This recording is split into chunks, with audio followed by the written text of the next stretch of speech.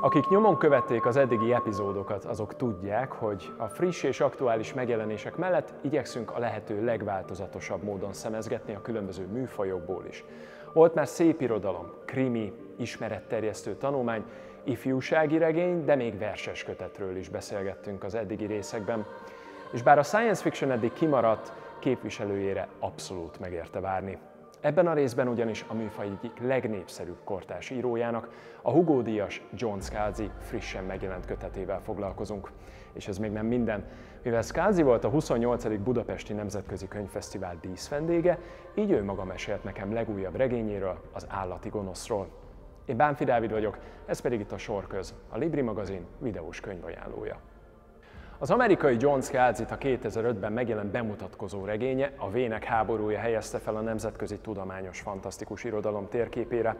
Ebben egy olyan világot ír le, ahol az emberiség már űrbéli gyarmatokon él, és folytat kegyetlen harcokat újabbakért.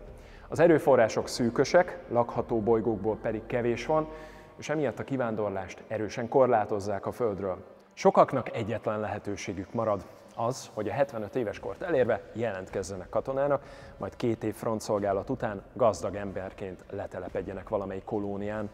A pénz és a nyugodt élet ígéreten kívül van azonban még egy komoly ösztönző. A katonákat toborzó szervezet, a gyarmati véderő újra megfiatalítja az emberek testét, hiszen ugye öregekkel mégsem lehet csak úgy harcba indulni. Az összesen 6 kötetes történet azonnal világsiker lett. Azóta rengeteg nyelvre lefordították, sőt 2 részét a műfaj legfontosabb elismerésének számító Hugo-díjra is jelölték. A sorozat újabb és újabb felvonásai mellett, közben és után Scalzi több más trilógiát, duológiát és önálló regényt is írt. A most megjelent Állati gonosz is ez utóbbiak közé tartozik. Egyszerre sci-fi, viccesen groteszk kémthriller paródia és egy alig burkolt rajongói levél a macskáknak. A történet főszereplője Charlie Fitzer, a Chicago Tribune egykori gazdasági újságírója, aki 32 éves korára mondhatni nincs túl jó paszban. Felesége elhagyta, egykori lapjától kirúgták, azóta helyettes tanárként dolgozik egy helyi általános iskolában, a számláján alig van 2 egyforma dollár, és egy Héra nevű narancsfehér színű macskával él együtt néhai szülei házában, aminek viszont csak negyed részben tulajdonosa, miközben 3 testvére alig várja, hogy pénzé tehessék a család egykori otthonát. Na, pont ilyenkor szokott váratlan fordulatot venni a főhősök élete. Illetve pontosabb, ha azt mondjuk, hogy Charlie körül minden, mindenki és maga a világ, amit valóságnak hitt, 180 fokban fordul ki önmagából. De vajon mi történik akkor, ha egy titkos szupergonosz elhalálozik, és szeretett, ám tudatlan unokaöccsére hagy mindent? Az eredetileg parkolómágnásnak hitt Jake nagybácsi ugyanis valójában a világ egyik leghírhettebb gonosztevője volt. Az a régi vágású fajta, akit a klasszikus Bond filmekben látni, vulkánba vált főhadiszállással, lézernyalábbal, felfegyverzett harci cápákkal, meg ilyenekkel, akiknek titkos birodalmát értelmes, emberi nyelvet és számítógépet használó macskák irányítják.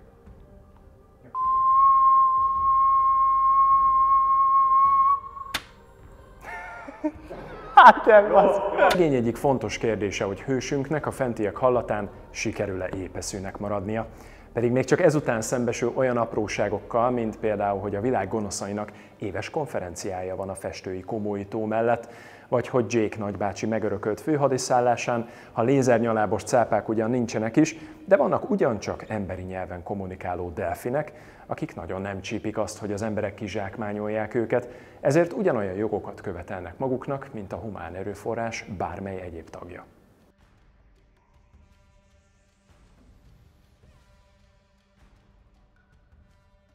John, welcome to the program. Thank you, it's good to be here.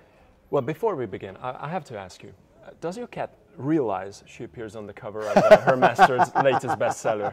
Is she aware?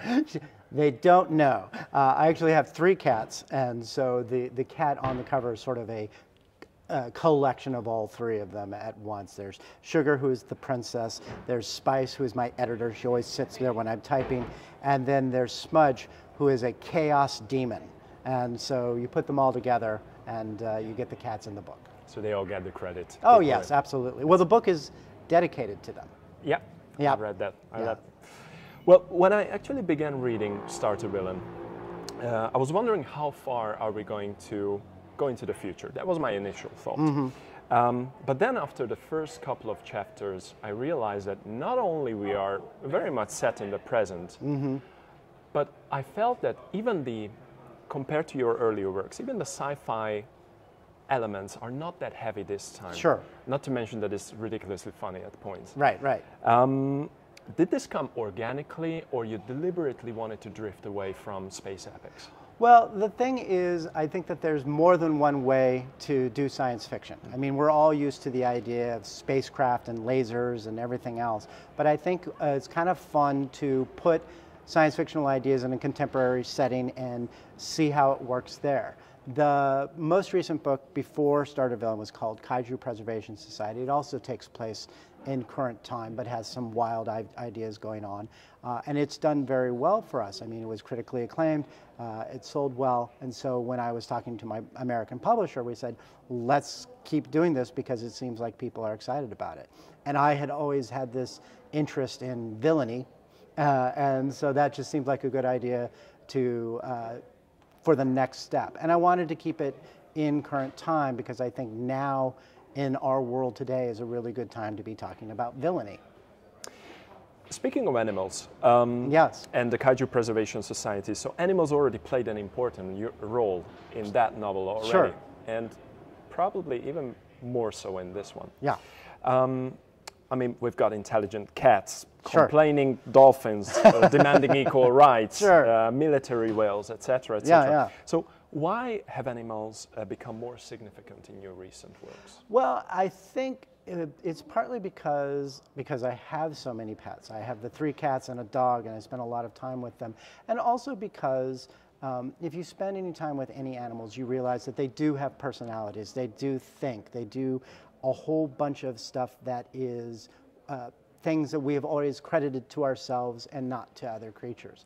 So I just think there's a great opportunity to explore the lives of animals. And the great thing about science fiction is then you can give them voice in a way that you can't do in any other genre. You can make them talk or type.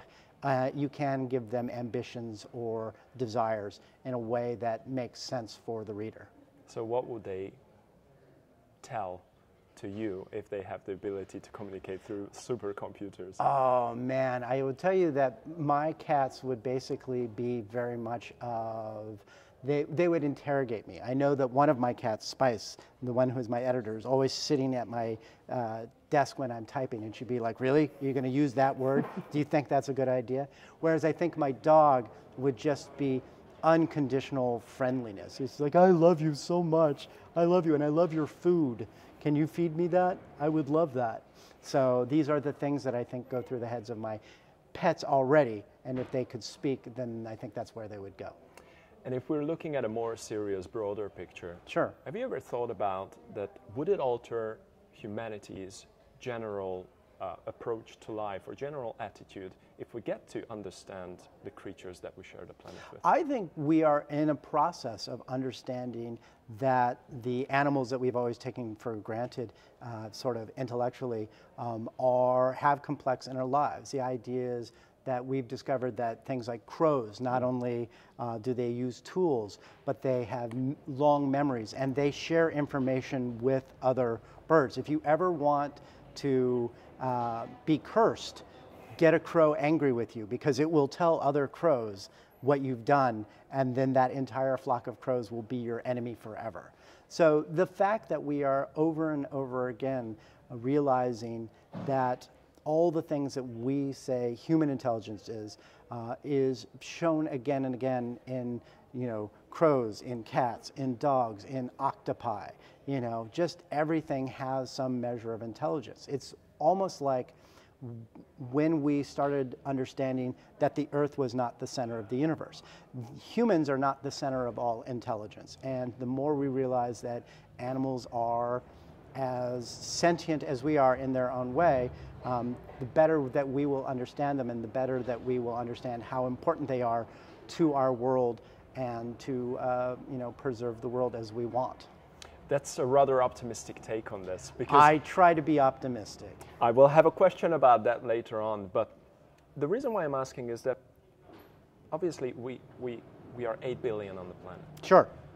And technically we understand each other, and yet we ignore a big chunk of each other. Sure. So this is why I was wondering that would it matter if we get to understand animals as well, or we would just ignore it as well? Well, I think that humans are going to human. You know what I mean? There are always going to be some people will be the only humans that really matter are the ones who are in my tiny circle, right? And then there will always be the humans who are like, no, all of us have some importance, and it's always going to be that mix of people.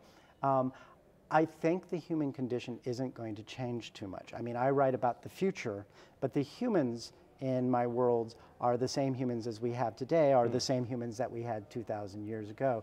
You read the legends and the myths from, from Roman times or Greek times, and all their motivations we can understand. We can understand from books that are 200, 300 years ago with completely different political and social systems. We can still understand the people because we are the same people. We're running the same software. So in that sort of sense, yes, I think it's a challenge. Even if we were to unlock the intelligence of animals, even if we were to unlock the intelligence of computers, for example, we would still be the same. So a lot of the conflicts and a lot of the desires and a lot of the issues that we have now will remain because we are human. Let's talk a bit about Charlie, the main protagonist of Starter Villain. I mean, he gave me the impression of an intelligent but pretty fallible character. Yes. Who has to come across a lot of absurd things. Sure. While at the end of the day, he just wants a peaceful life. He just wants to purchase his favorite pub. Right. And then just get on with life. In this regard, many of us are like him. Sure. And you already mentioned a little bit previously. What about who are the supervillains of our life? Sure. Well, I mean, I think that it's important when you are having a story like this, where you do have some really absurd things. You have the typing cats, you have the volcano lair, you do have the supervillains, that you want to have a character that a lot of people can relate to. I think most people can relate to Charlie because we've all kind of been in that position where, we've had our ups and we've had our downs. He's having a down at the moment, and he is doing the best he can in the circumstances that he has. And then all of a sudden he's thrown into this completely absurd situation. He is smart enough to know how absurd it is and humble enough to know that, nothing that's just fallen into his lap is something that he deserves. It's a problem for him to solve. And fortunately for him, he's just smart enough to, work the problem. In terms of the supervillains, I mean, a lot of what I'm having as the supervillains are very much the supervillains that we've had in the James Bond films and in other stories, which are themselves modeled on the great industrialists, the great oligarchs, the tycoons, the people who have believed that because they have a lot of money that has somehow made them special.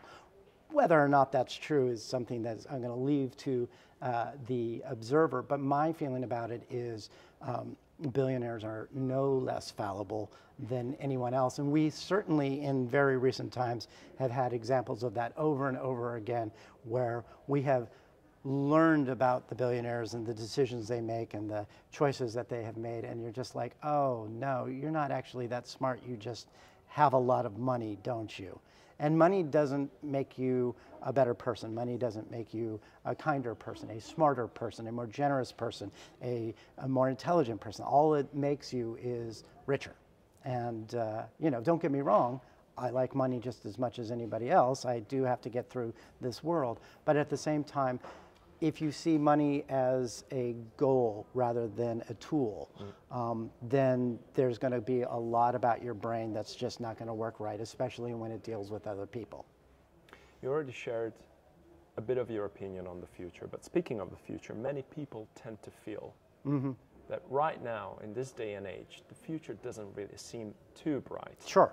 And you, on the other hand, who have written a handful of stories in which humanity is already colonizing alien planets, etc., and broke the possibilities of interstellar traveling. Are you an optimist in this regard? Is this still something we are leaning towards in the midterm or deep future? Well, I think in the short term we have to get our own house together, right? Yeah. We're not going anywhere, so we might as well make sure that the planet that we're living on is in good shape. People always like to say, well, just go to Mars. Mars is cold, Mars is tiny, Mars has no magnetic field, so the cosmic rays hit the surface. It's not a place that... It's a pretty hostile environment. It's a pretty hostile environment. If you think that you're just going to go to Mars and all your problems are going to be solved, I've got some bad news for you. The better idea is to make sure that the planet that we're on, that is absolutely tuned for human life and for other life, maintains that sort of level of geneability for humanity. Once we do that, then we can start talking about the idea that we can move forward to space stations and colonizing other planets and stuff like that. So my feeling is, in the short term, let's work on what we have, and then once we work on what we have, we can move on. Now, I do feel optimistic. I am a great believer that humans will do the right thing after they've tried every single other possible thing to do first. And it's hard to look at the world right now where things are warming up. We're still using fossil fuels. We are still doing the things that we know are going to make things worse in the short run, partly just because we are so used to having the world as it is. But at the same time, there is reason for optimism. The clean energy use has gone up exponentially. It's gotten exponentially cheaper. We are at the bend in the curve where it just makes sense to use wind and solar and other renewable things rather than to dig more coal and oil. So it seems to me that we may just sort of squeak through. Now, again, a lot of it comes down to the simple matter of we just wait until the last possible instant, and it's frustrating. Now, the other thing to be aware of is that any era is always beset with its own problems. I grew up in the 1980s, and in the 1980s, we were 100% convinced that we wouldn't make it to the year 2000 because we would have a nuclear exchange. We managed not to do that, and I think science fiction was part of that because we had all those visions of what the post-apocalyptic world would be like. The generation before us had World War II and then World War I before that, and a depression in the middle of that. So there's always been a crisis. It's always felt like the end of the world. But at the end of it, there's always hope. You just said that science fiction and the sci-fi, I mean Hollywood and the sci-fi community in general have been telling us stories for long, long decades why we should think twice before we endow machines with artificial intelligence, which obviously is another hot topic, especially in recent years. Sure. But are we playing with fire right now? Because it seems like we know what is the cautionary tale behind this, and yet we push this ball. We push this ball. No, we have always done that. We have always been like, oh, I know I shouldn't do that, but I just press that button. No, we have always been that way. Part of the thing is right now with AI, right? The idea of the artificial intelligence. For one thing, it's a misnomer. The artificial intelligence we have right now doesn't think. It's not conscious. Ted Chiang, who is another science fiction writer, has said it's more like applied statistics. The idea is if you give it a whole bunch of information, it will pick what is the next logical thing. Right. And that's what that is. So we're not at the point where the machines are thinking. But I will guarantee you this, when the machines can think, and we may get to that point, they're not going to think like we're going to think. They're not going to be us. They're not going to have the same interests. What they're going to do is follow their own development, their own pursuits, their own interests, and it's going to be as alien to us as an octopus, as a cat, as a crow. These are going to be, we're just not going to understand them. And that question will be, will we have imbued the AI with the capability to do things that will damage us? And that's kind of the interesting thing. So much of why people are rushing towards AI right now is they think there's money in it, right? And wherever there's money, there's always going to be a certain group of people who are just going to follow after it, regardless of what the consequences may be. And this has always been the case as well.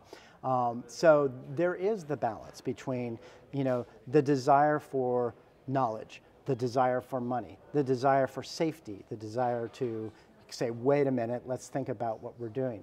And how it all balances out on a day-to-day basis is why we get the worlds that we have. But if I understand well, you are pro-regulation when it comes to AI. I think the smart thing to do is to try to understand it. It's like, it's like a car, you know? You don't want people driving any part of the road that they want, right? Or it's like environmental stuff. You don't want people just dumping their refuse anywhere. Any developing technology, you need to look at it and say, what are the advantages, what are the disadvantages, and how do we do what we can to make things such that the advantages we get to develop while minimizing the dangers.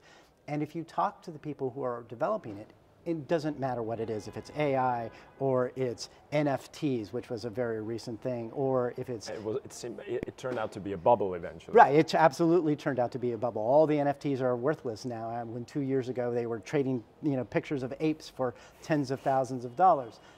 Or if it's real estate, or if it's oil, any of this sort of stuff. The people who stand to make the most will be like, why do we need to regulate this at all? Why don't we're disruptors, we are breaking the system to fix it. And the answer is, it's like, no, what you're really doing is you've seen that there's a pile of money here and you want to gather it all yourself. Again, totally understandable. I like money as much as anybody else. But your desire to make money does not mean that you get to just make the world worse for everybody else. There has to be somebody there saying, what are the consequences and how can we mitigate them? A lighter question. Okay. Think of John Scalzi as a reader. Sure. Not as a writer. Yes. Okay, so for you, what makes the difference between a good, decent sci-fi and an exceptional one? It's a really interesting question because it's not about the literary value. There are some things that I like that are just pulpy, and there are other things where it's just on the sentence level. It's such a beautiful piece of craft. But the thing is, I don't want to be bored.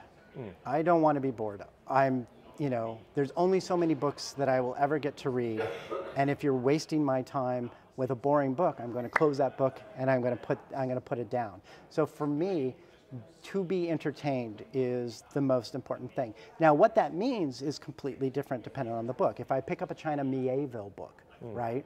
I'm going to be in love with how he describes the world and the craft of it and everything else. If I pick up a Douglas Adams book, I'm going to laugh at the farce of it. So each of these has different ways of entertaining me, but the fact that they are consistently and constantly entertaining is the most important thing to me. If you entertain people, then you can do anything else you want. You can tell them, ideas about the world and about society and about technology and all these other things, but you have to keep them turning the pages. Now, John Scalzi the reader informs John Scalzi the writer, because if I'm writing something and it's boring me, then I immediately stop it and try again, because if I'm bored writing it, how bored are you going to be reading it? So John Scalzi the reader absolutely 100% makes John Scalzi the writer better, because he's not here for being bored. He's here to be entertained. Is the story of Charlie and as a starter villain, is it complete, or do you still see possibilities to further expand in this universe? It's so interesting. The first question anybody ever asks me when they finish a book of mine is like, what happens next? And sometimes I have an answer for that, and sometimes I don't. I like to say that a lot of it is dependent on the reader, right? If we get enough feedback from readers that they want more of this story, then we can go back to it. I think what's really important, though, is that every story that you write, whether it's a standalone novel or if it's a book in the series, has to be in of itself a satisfying story, that you can pick it up without reference to any other thing and still enjoy it. So if there's only one book in the starter villain world, I hope that that's going to be enough, that people will have read it and be like, that's a complete story, I get it, it's fun. But if we go back to it, I think there's lots of more that you can do. We will never run out of supervillains. John Scalzi, thank you so much for being with us today. Thank you. It's been an amazing read. Thank you so much. You're very welcome. And hope to see you again here in Budapest next time. I hope so too. It's a lovely city. Thank you. John Scalzi legújabb regénye egy elképesztően vicces és végtelenül szórakoztató sztori, ami amellett, hogy végre alaposan bemutatja a világ doktor genyáinak szakmai, üzleti és néha még emberi viszontagságait is, meglehetősen józanul foglalkozik korunk abszurd világának legégetőbb problémáival. Az Agave gondozásában megjelent kötet a szerző korábbi műveivel együtt kapható a könyvesboltokban. Nem sokára újra jelentkezik a Sorköz, tartsatok velünk akkor is, addig pedig olvassatok sokat. Sziasztok!